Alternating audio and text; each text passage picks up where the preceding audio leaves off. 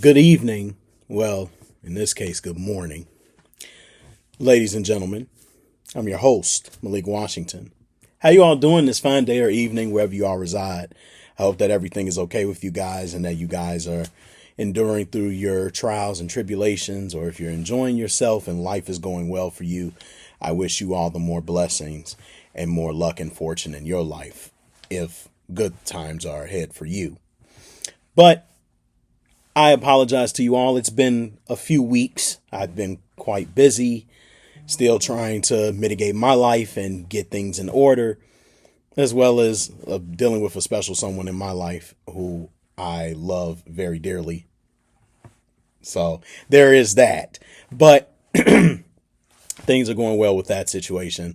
But nonetheless, I have returned, and I'm hoping that I can get to spend some more time with you guys for this podcast because I have so many episodes lined up. I'm getting so many different things together with this podcast because I don't put a lot of production value into it.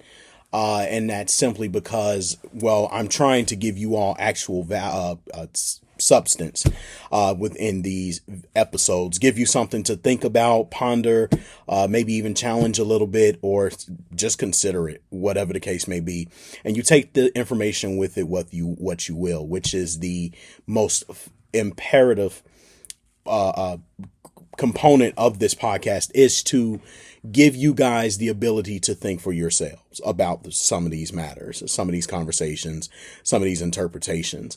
You'll notice as a reoccurring theme in a lot of my episodes, or if you don't, I can just pretty much tell you now, the reoccurring theme is going to often be alignment. And it doesn't matter if I'm talking about politics, if I'm talking about spiritual aspects in and of itself, if I'm just talking about secular issues in general.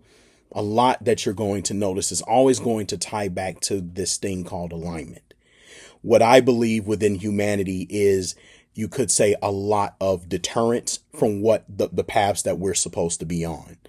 And whether if that path is through biblical means, if it's through our own life circumstances, or even if it's through political justifications, a lot of times we as a society miss the mark continuously because we are always succumbing to some of our habitual ways.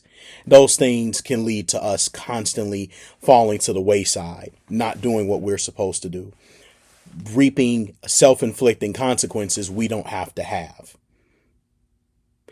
When you could be saving money, you're spending it.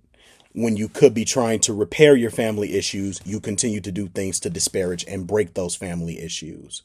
When you want to get closer to God, you're doing things that go against what God tells you to do. In various aspects, a lot of times we're not all living according to what our purpose should be, or what we believe our purpose should be, but we allow ourselves to be deterred by some of the audiences or the company we keep, and sometimes even our own doubts and thoughts. What I'm here to tell you is, especially if you are watching this channel from wherever you're seated, is that stick with your purpose. Stand on your beliefs. Don't falter from what you think is right.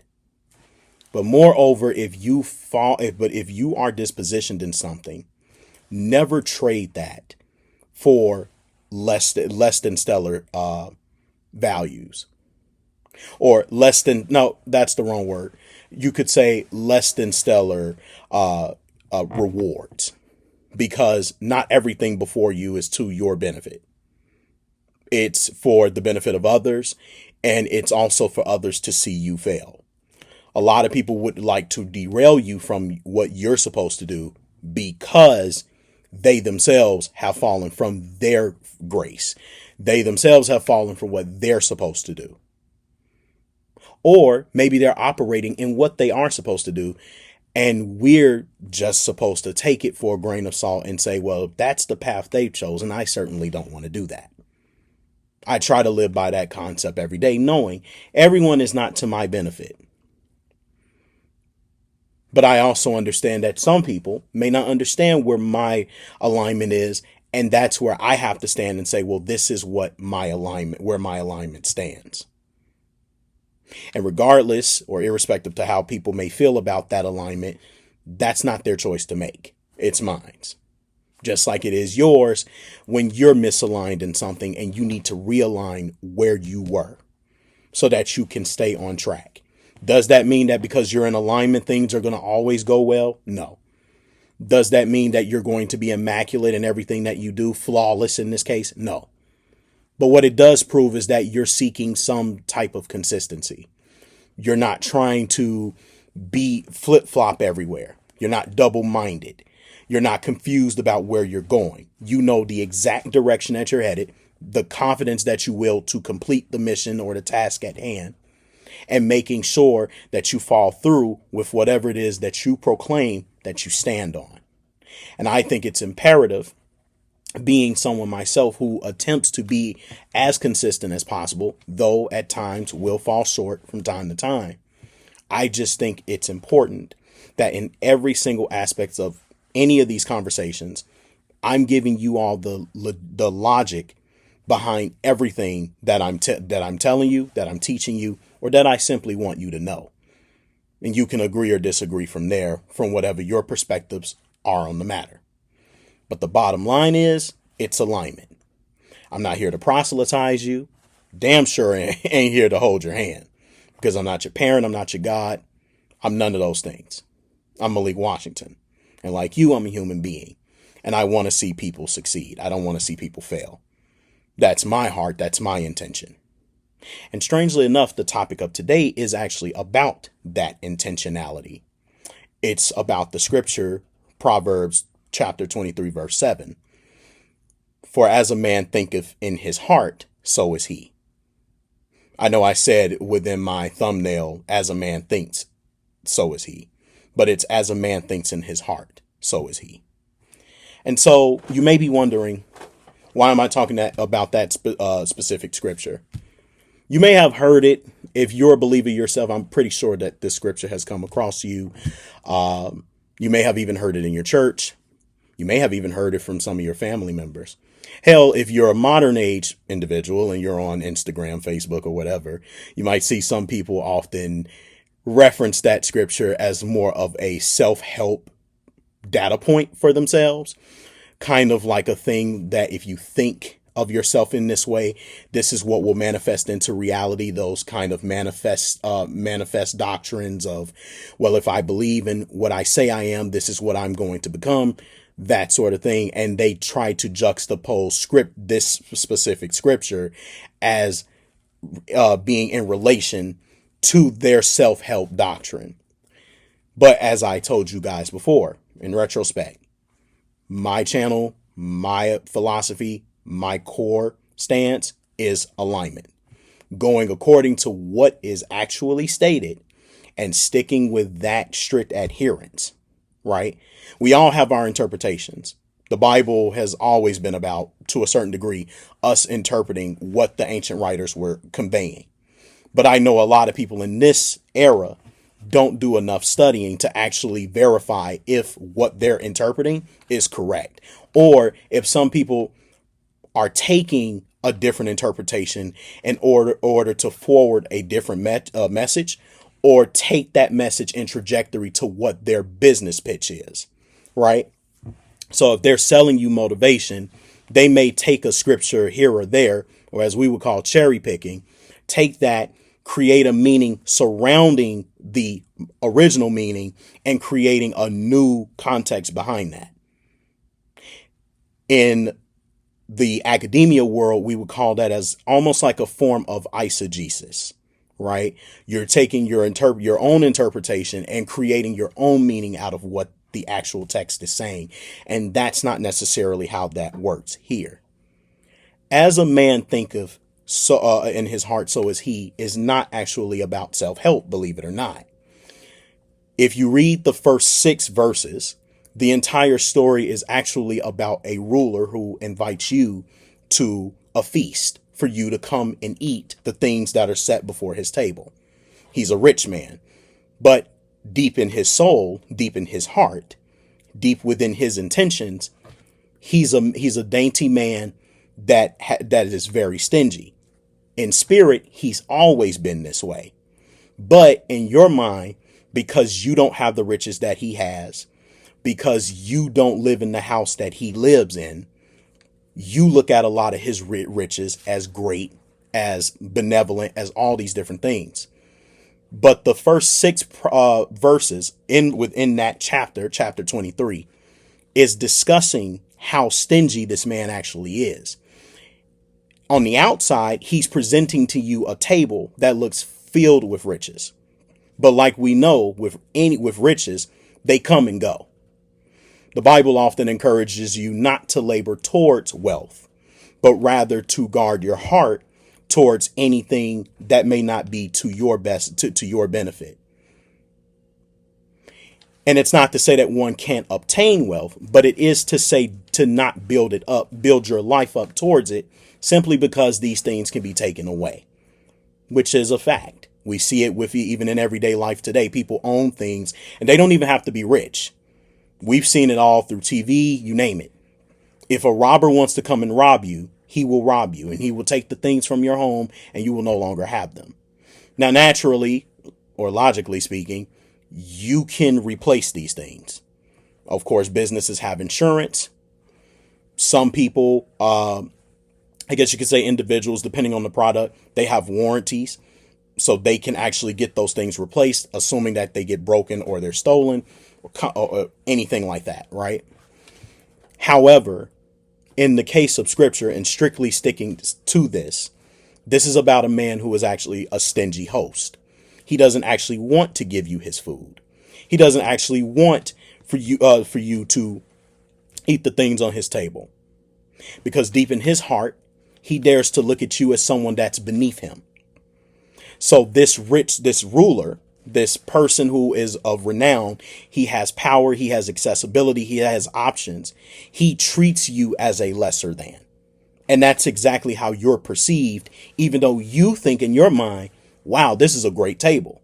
This is a large, adequate amount of food than I could ever eat before. But to this rich ruler, he looks at you as you're nothing but more than dirt to me. And even though I give you this food, deep down, I don't want to give you anything at all because you're nothing. Hence, it then carries forth into verse 7. For as a man thinketh in his heart, so is he. And you have to consider these things diligently, because a lot of people pretend in front of you that they like you.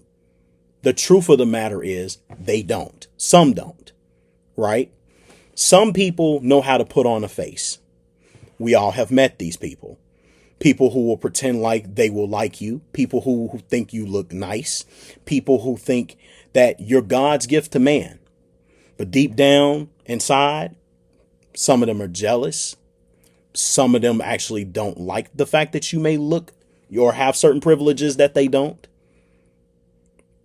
Some people think that you're beneath them. And a lot of times they're not going to show it about face. Much of the time, this is done behind the scenes, behind your back. And of course, you wouldn't know it right away, but it carries forth in all of their actions. In our daily life, we deal with these sorts of people. They come and go. But nonetheless, in their hearts, they think of you as nothing more than dust. And the fact of the matter is, ladies and gentlemen, when we live our lives assuming that the people around us really care for us, the people around us really consider us as allies and lovers and this and that, you'd be surprised how many people around you are actually plotting against you. And I'm not talking about as like a conspiracy. I'm not talking about assassinations, right? We're not talking about JFK or anything of that nature, Shinzo Abe, or a Charlie Kirk situation. Nothing that extreme. Something as simple as maybe wishing on your downfall. Maybe hoping you don't graduate. Maybe thinking they don't like you at their house, even though they claim that they don't mind visitors coming over. Claiming that they're your brother, even though behind the scenes they talk about you like a dog. Think about And if you I actually read the scriptures, think about Joseph and his other brothers. They were jealous of him. This is a perfect example of this. They were simply jealous of him because his father favored him and gave him a very special cloth, very colorful cloth. And apparently, as a result of the brothers thinking that Joseph got everything he ever wanted and his father favoring him, guess what they decided to do as a result? Even though that was their brother, they sold him into slavery to the Assyrians, and the Assyrians then sold him to the Egyptians. They ripped his cloth, taking scraps of it, each of them taking one scrap of a piece from the cloth, and then they sold him like he was some kind of dog, or in this case, a slave. Some in the modern age, we would call it human trafficking. But nonetheless, the story goes, he was sold. And eventually, from like a rags to, you could say, wealth story, Joseph becomes something of renown in Egypt, or Misraim, or Kemet, whichever word you want to use to describe Egypt.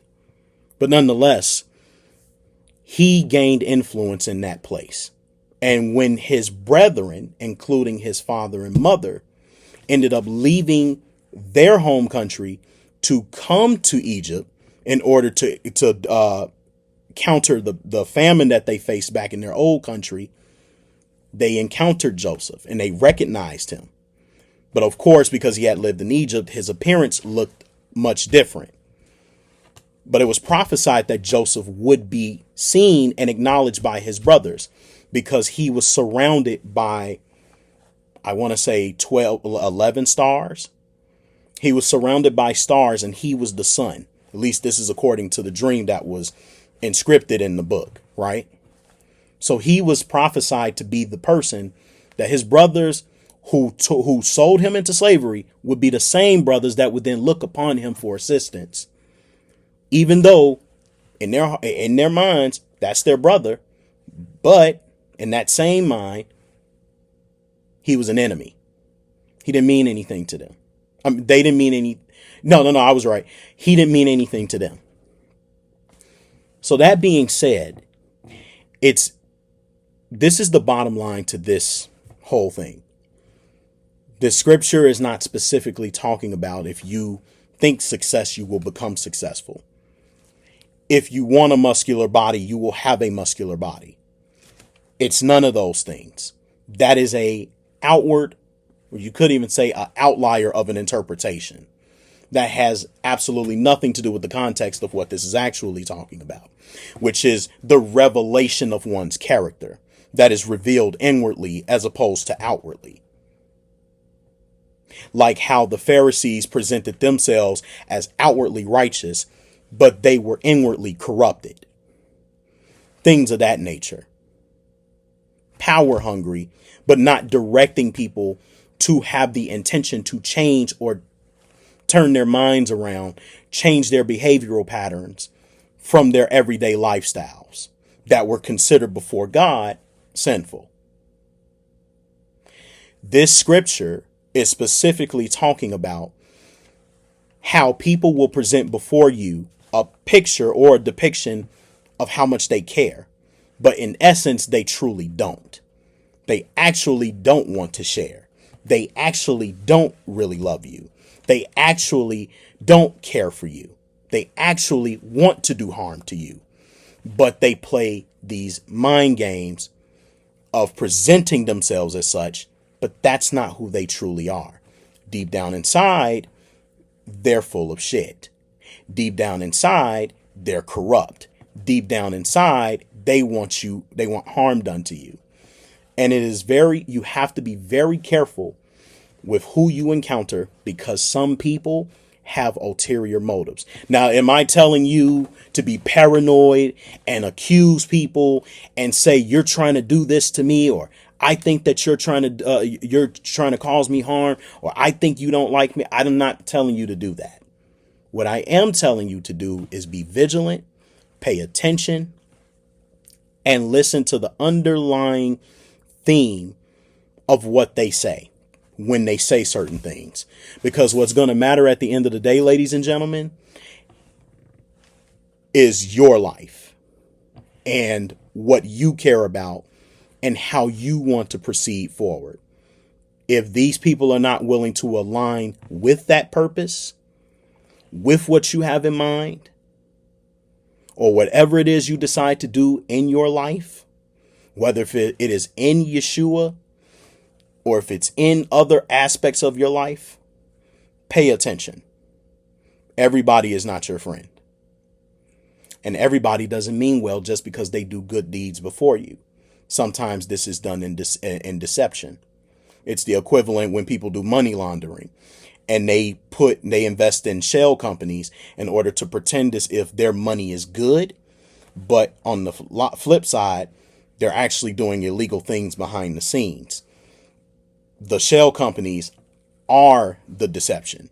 It is the outward appearance of I do legitimate business.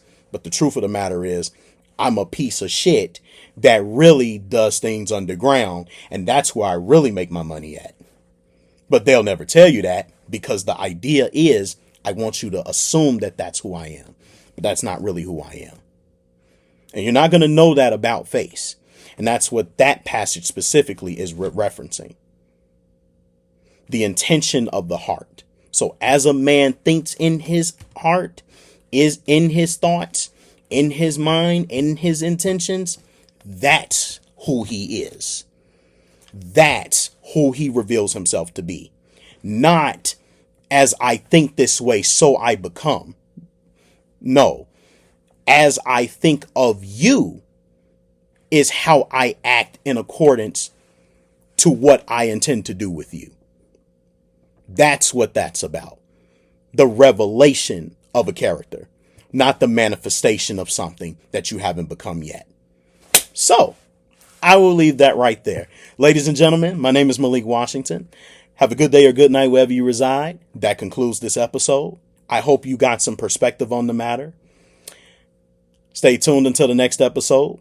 I will definitely have one probably, if not tomorrow, it'll be probably by the end of week. So don't want to get your hopes up, but I hope you indefinitely enjoyed this one. All right, people, take care. Peace.